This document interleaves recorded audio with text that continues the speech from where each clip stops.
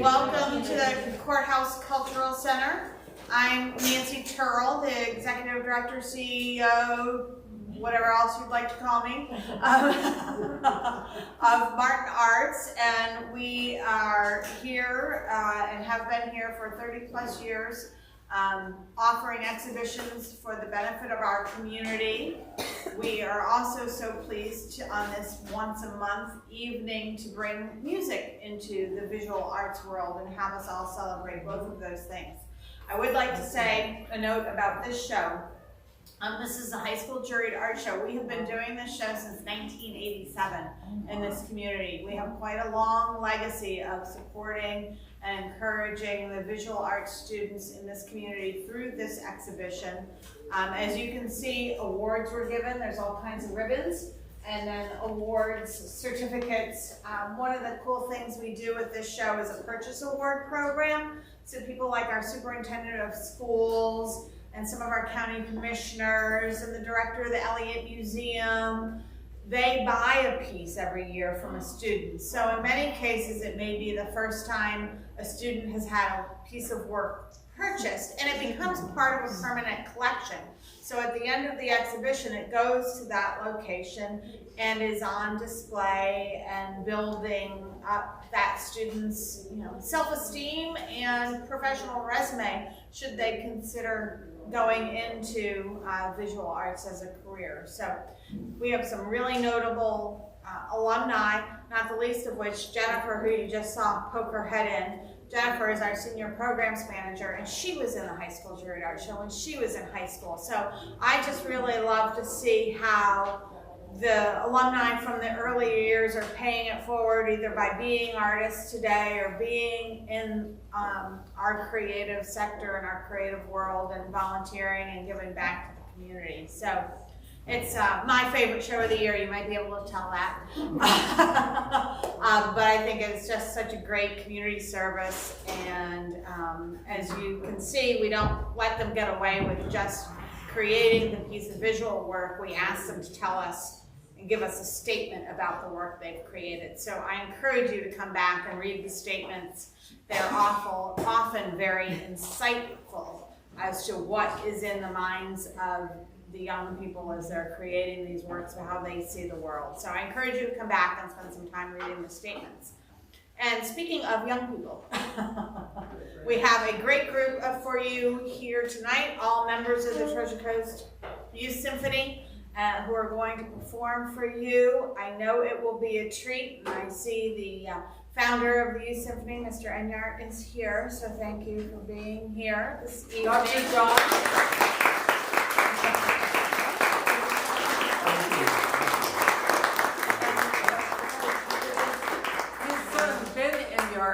Who had a conflict in the schedule and sent his father and mother to be here to represent the Treasure Coast Youth Symphony.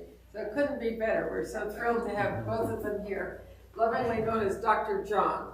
Yeah, Absolutely. Dr. John. Yeah. Absolutely. So. Well, and thank you for being here tonight. Thank you for being members of Martin Arts. Your support keeps us able to turn the lights on and unlock the doors every day and keep the arts alive in this community. It's really important. It's a really tenuous moment in this world for lots of organizations, not the least of which an organization who supports the arts. So I encourage you, when asked, to dig a little deeper for us when you can and help us keep all these great things going in the community. And with that, this being one of those great things, you're here to listen to people play music, not to me talk. So, yeah, but we are here to listen to her talk as well, because she's been here a long, long time, and this place would not be what it is without Nancy. So we thank Nancy.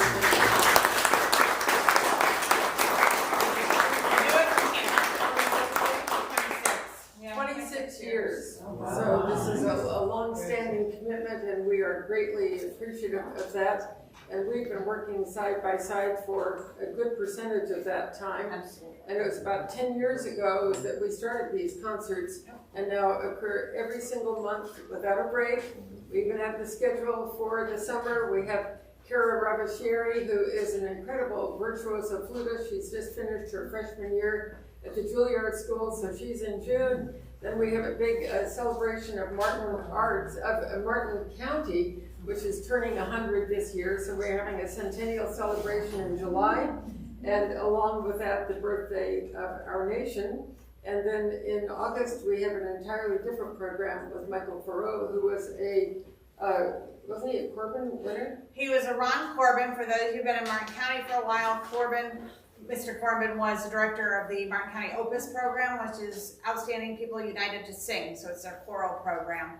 And there's a scholarship in his honor, and Mike won it a number of years ago, and he now both plays music, writes songs, and I believe he teaches as well. Yes. Mm-hmm. He's going to do a blues night for us, so it'll be fun. In August, it's always on the second Tuesday, and it's always at 5:30. You can count on it. Well, occasionally the venue has changed. You have to be alert, because occasionally it's at the Barn Theater, or occasionally at St. Mary's, but it's always on the second Tuesday and always at 5:30 p.m. So we thank you all for being here, and look forward to having you just look at the website and find out what's going on here and take part. It's really a very exciting place to be. It's the hub of the arts here in the Stewart and the Treasure Coast. So, and with that, I will transition it over to our founder and director of the Sunset Concert Series, Dr. Jureit-Beamish, who's also accompanying the pieces today. So thank you for all that you do. Oh, thank you.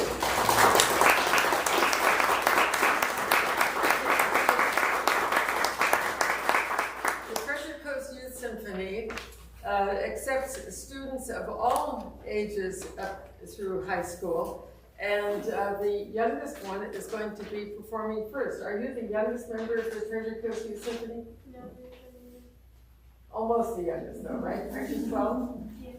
Okay, our first performer is only 12 years old, and I have the great privilege of performing with her because she is going to the state competition on Friday in Lakeland. So I will be traveling to Lakeland with her to perform this very piece, the Spring Sonata by Ludwig van Beethoven, composed in 1801. So at that time, Beethoven was 31 years old and already keenly aware that he had an incurable deafness that was plaguing his life. And it was just 1 year later that he wrote a very famous letter that was never found until after his passing, in which he contemplated suicide. This is known as the Heiligenstadt Testament, and in it he reveals the great inner turmoil that he's going through, and he finally decides that because of his art and because of God, he's going to go forward. And thank heavens he did, because he went from 1802, when he wrote the Heiligenstadt Testament, all the way to 1827. So he continued on for 25 years, writing some of the greatest music ever known by mankind, of course, including the Fifth Symphony, including the Eroica Symphony, including Symphony No. 9, and the great Missa Solemnis, and many other great pieces.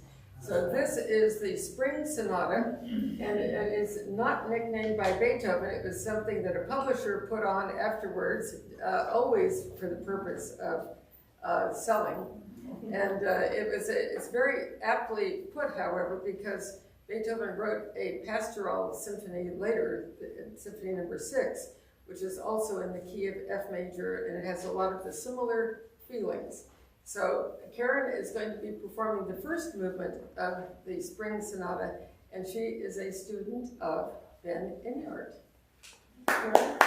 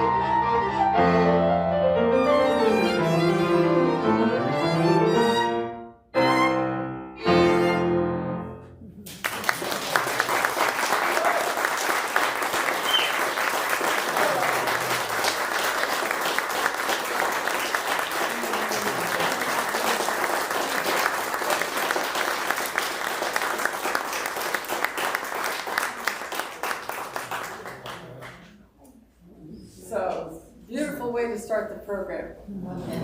And next we have, probably most of you have never heard a solo string bass before. We always assume it's there in the orchestra and always holding the foundation and the bottom of the orchestra together. But now you get to hear James Baumgartner perform a piece for string bass.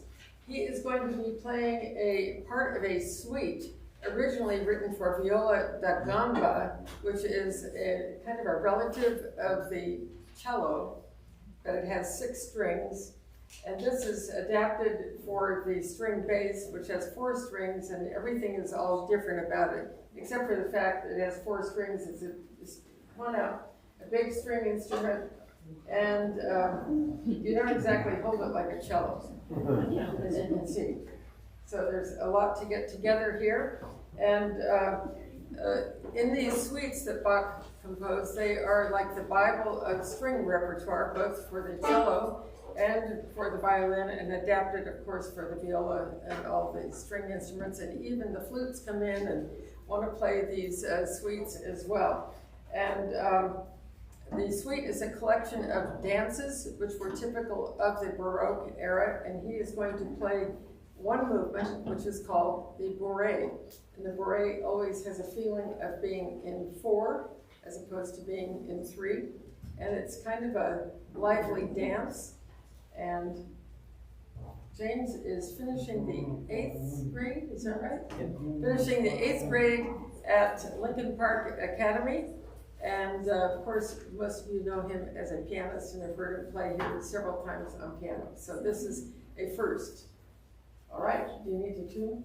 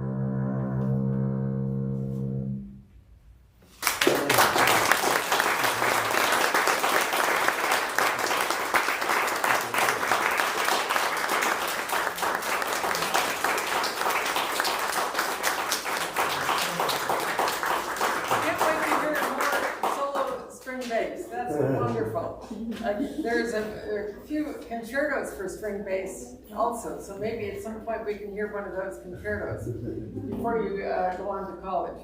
In any case, I wanted to mention that his teacher is Jackie Robbins, and Jackie is a great supporter of the Treasure Coast Youth Orchestra, helping with the strings almost every rehearsal, I believe. Is that correct still? Yeah, so she's a very important part of the Treasure Coast Youth Symphony. And she's a cellist, but she also teaches string bass too. So we're very grateful for Jackie. And coincidentally, she is a Martin Arts Award winner as well. Okay, so the next piece on the program, Mia is going to be playing, not this Mia, but a different Mia. She almost got scared when I said her name. So anyway, Mia is going to be performing the theme from Schindler's List. Come on up. And the Schindler's List is almost synonymous with Itzhak Perlman. Whenever Itzhak Perlman, the great violinist, plays a concert, everybody keeps clapping and clapping and clapping, and he teases about it to the point where he says, well, you all know about Schindler's List, and I'm not, but I'm not playing it tonight. And then you can just hear this gasp in the audience. He always has to play Schindler's List. The piece was written for him when the great John Williams is the great collaborator with Steven Spielberg. And the two of them are so in tune with each other that when they go to collaborate on a film, they get together for coffee or something like that. And Steven Spielberg will say, this is generally what I'm going to do with my film. And then he sends John Williams off. They've been doing this for over 40 years, but I guess it's closer to 50 years at this point. And then when John Williams comes back, it's as if he knew exactly what words he was composing the music for. And so when John Williams felt inspired to immediately go to Itzhak Perlman and ask Itzhak Perlman if he would play. And initially he said, well, I'll think about it. And he says, what am I doing? And so he immediately went back and he says, of course I will play this piece. And so when you hear the great recordings, it's usually Itzhak Perlman. So today Mia is going to share it with us. And what grade are you in school? I'm in 9th grade. 9th grade. Wow. Okay. Wow. Fantastic. And who's your teacher? My teacher is Mr. Benjamin Enyart. Okay, the Enyarts are well represented. So thank you. Okay, so this is the theme from Schindler's List.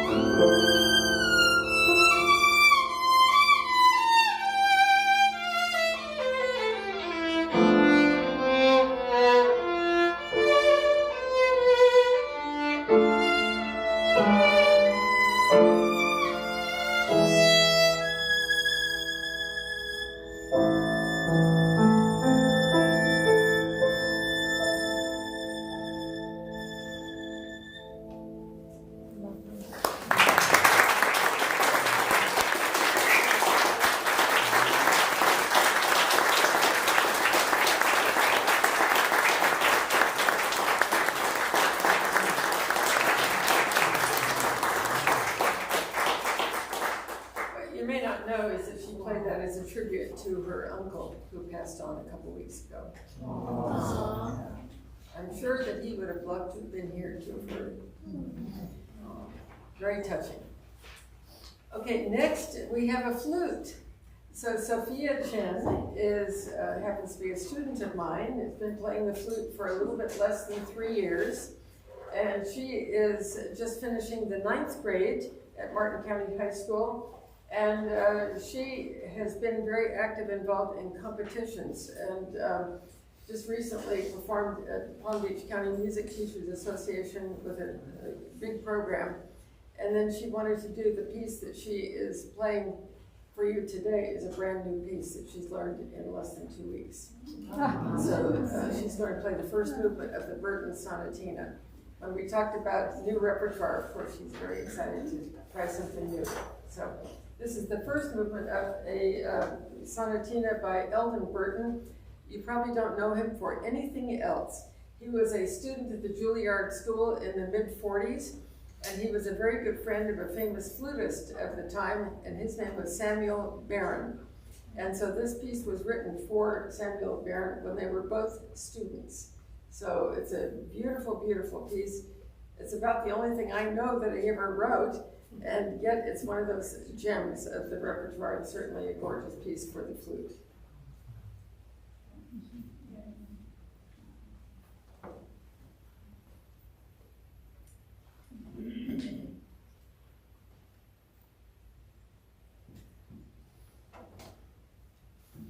Incidentally, I'm also a flutist. And one of my teachers was Samuel Barron, for whom this was written. And so some of my students play the Samuel Barron study, some warm-up studies. So a lot of connections. Okay.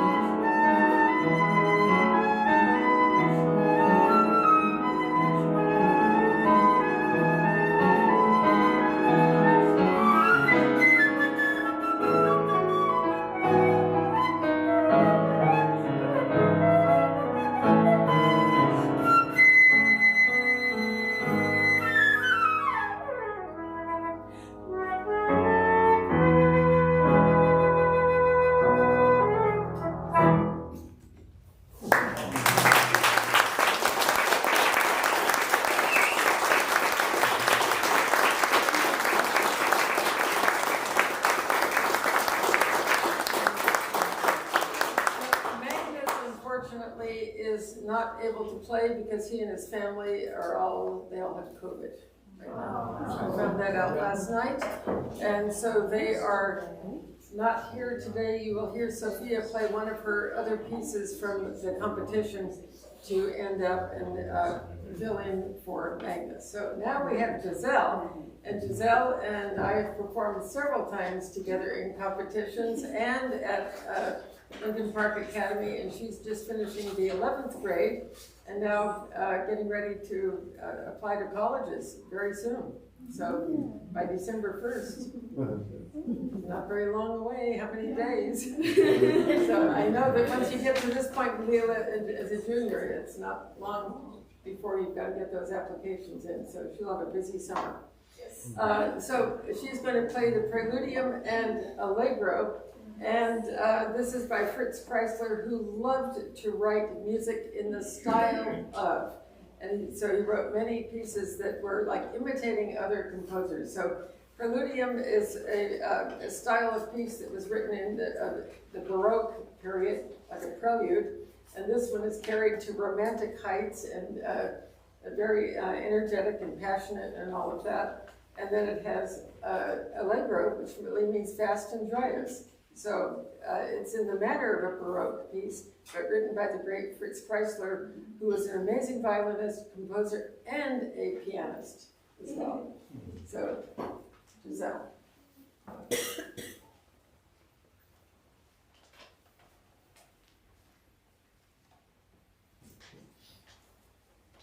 you need to check the tune?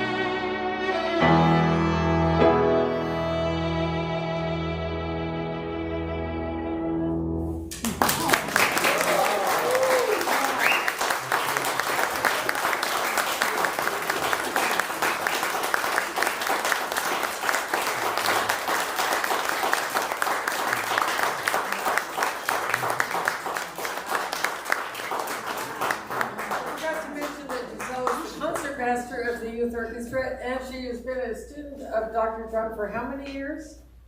Oh, since she was about the third grade, maybe. So a long-time student of Dr. John, so thank you for that as well. Okay, so the last piece on the program is a piece called Waltz. And this is going to be played by Sophia. And Sophia just turned 15. I already mentioned that she's finished the 9th grade. And this was a favorite encore piece that one of my teachers performed a lot. And his name is the famous James Galway. And so when he loved to play this piece, and probably we're not going to play it quite as fast as he plays it, but that'll come in time. But it's a great virtuoso piece for the flute. It's a lot of fun by a French composer, Benjamin Godard.